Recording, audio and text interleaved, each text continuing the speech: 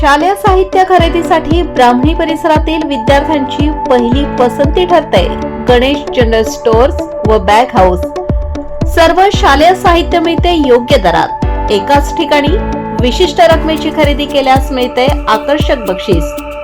चला तर आजच खरेदी करूया गणेश जनरल स्टोअर्स मध्ये। संपर्क 96 57 52 23 65।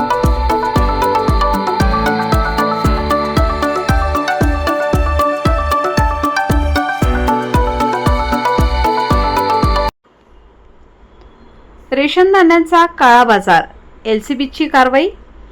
अहिल्यानगर जिल्ह्यात रेशनिंग धान्याच्या काळा बाजारावर स्थानिक गुन्हे शाखेने मोठी कारवाई केली आहे।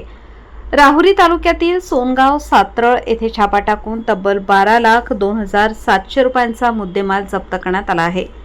पोलीस अधीक्षक मुम्मक्का सुदर्शन यांच्या आदेशानुसार स्थानिक गुन्हे शाखेचे पोलीस निरीक्षक संतोष मुटकुळे यांना सोनगाव सातरळ परिसरात रेशनिंगचा गहू व तांदूळ साठवून ठेवण्यात आल्याची गोपनीय माहिती मिळाली होती।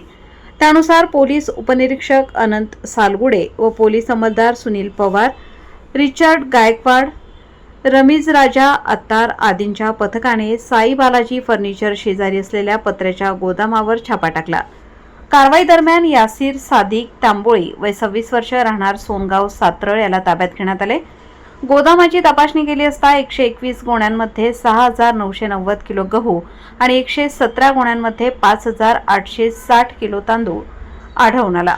आरोपीची प्राथमिक चौकशी केली असता परिसरातील रेशन दुकानातून हे धान्य काळ्या बाजारातून खरेदी केल्याची कबुली दिल्याची माहिती पोलिसांनी दिली आहे।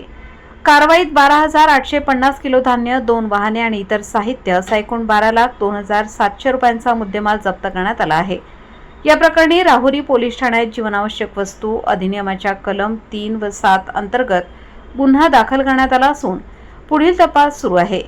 रेशनिंग धान्याच्या काळाबाजाराविरोधातील ही कारवाई जिल्ह्यात चर्चेचा विषय ठरली आहे।